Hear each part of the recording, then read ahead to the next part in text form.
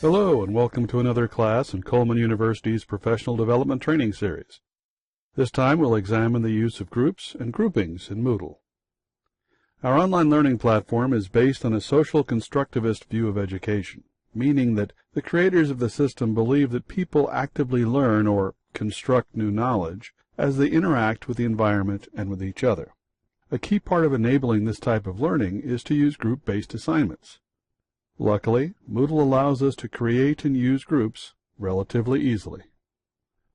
In today's training, we will cover the types of groups, creating groups both manually and automatically, the difference between groups and groupings, how to create and use groupings, and how to set up your course to use groups in the assignments and within the gradebook. This relatively short training should be very helpful to you and encourage your use of groups in the online and on-ground classroom. As with most tools in Moodle, context is everything.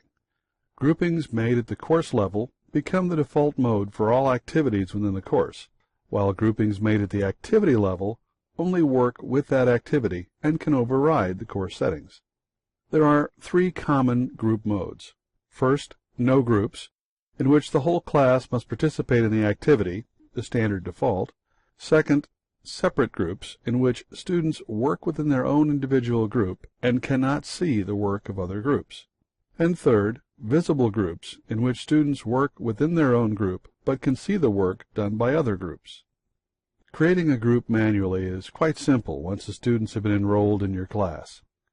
From the Settings, Course Administration, Users menu, click on Groups. This takes you to the Groups page.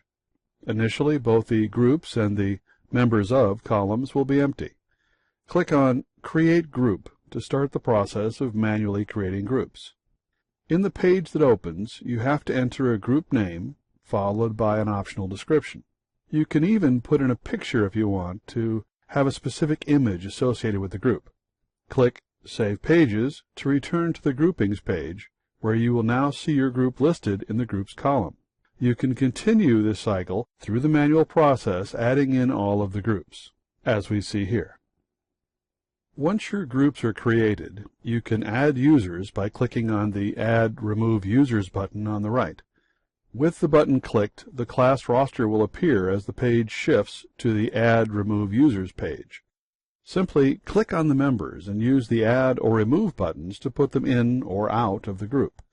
You can use Control-click and Shift-click to select more than one member at once. Once you're done filling in the first group, click the Back to Groups button at the bottom of the page to select your next group, and then repeat the process of populating your groups.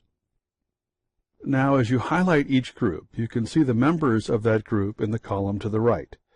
You also see the total number of students in the group in parentheses behind the team name. Students can be members of more than one group simultaneously. Obviously, creating groups in this way takes some initial effort, but the manual method allows you to control the makeup of the groups to better balance weak and strong members. Alternatively, for a quick and easy way of setting up groups without the concern of individual makeup, you can use the Auto Create Groups option. From the Group page, click on the Auto Create Groups button. There are a number of options that you must make, and you may choose to show advanced settings for even more. You can select members from just the students, just the teachers, or both, all. You can elect to create either a set number of groups or a set number of students in each group. Once you specify your choice, you have to enter the number desired in the box provided. If you don't want your last group to be too small, you can use the Prevent Last Small Group option. This will increase the number of students in existing groups rather than having a small final group. With this option, the number of group members' choice should be considered a minimum value. So, for instance, rather than splitting a group of 10 into 4 groups of 3, 3, 3, and 1, this option creates 3 groups of 4, 3, and 3. There are 2 automatic ways to create group names. Group @ will name groups alphabetically, Group A, Group B, while group number symbol will number them, group 1, group 2, group 3. You can modify the name by typing in whatever words you want, so long as you keep the @ symbol or number symbol in the name. Students can be allocated to groups either randomly, by last name, by first name, or even by student ID. If you wish, you can create and name a new grouping to contain these auto-created groups, which saves you a step later. You can preview or go ahead and create the groups immediately. Let's have a quick sidebar on groups and groupings in Moodle. Groups are collections of individuals. Groupings are collections of groups. Just as we can have a group of one individual, we can have a grouping that contains only one group. We can assign Moodle activities to a given grouping where only certain groups can access that activity. Grouping is a way of creating larger sets of students as needed. Groupings can be associated with multiple groupings, allowing you to shake things up in your class if you wish by moving groups into different groupings. If you use the grouping option when auto-creating your groups will already be linked to a grouping. If you don't, you will need to manually add the groups to groupings in much the same way as you manually added students into groups. If you click on the Groupings tab, you can see the current groupings and add or remove groups from the groupings using the group icon.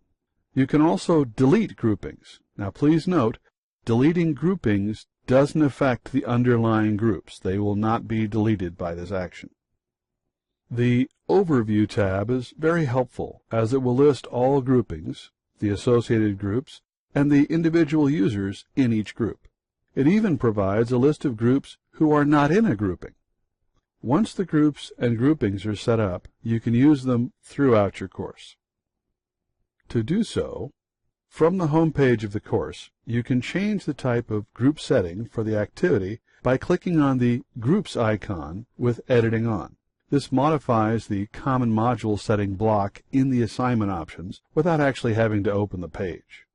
However, to set the grouping you desire to use for this activity, you must edit the activity using the gear icon. In the Assignment Settings block, the group options are linked to the other options in the block.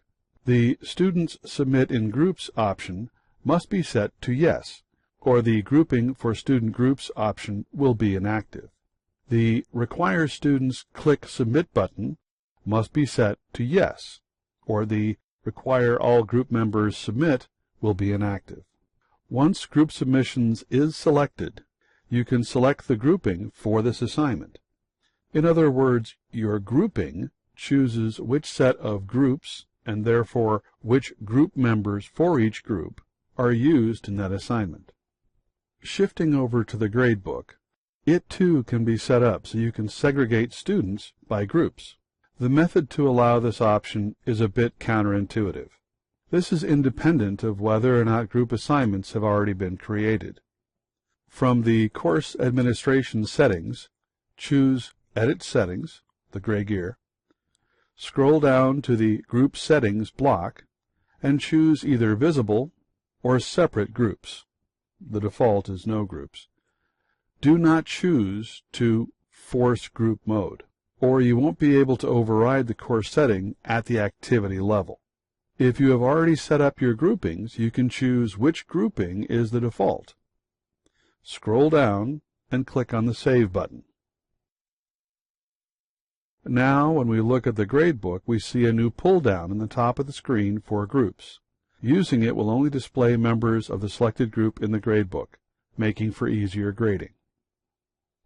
This is all very helpful, and I doubt any of us would argue against the use of groups or teams in a course. The question really is one of, why also use groupings?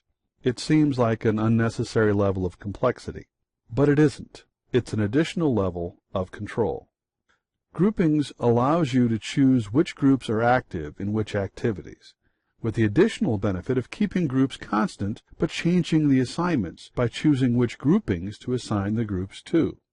For instance, let's assume I have a class and two different assignments. My teaching objective would be to have different groups of people discuss the two different assignments independently and then return to compare and discuss their results. I could simply split this class into men and women, but that would leave me two large groups, which would be unwieldy, subject to social loafing, and less likely to get a lively discussion started. I could, however, break the class into smaller groups, and then using the grouping tool, group them into larger groups, again, men and women.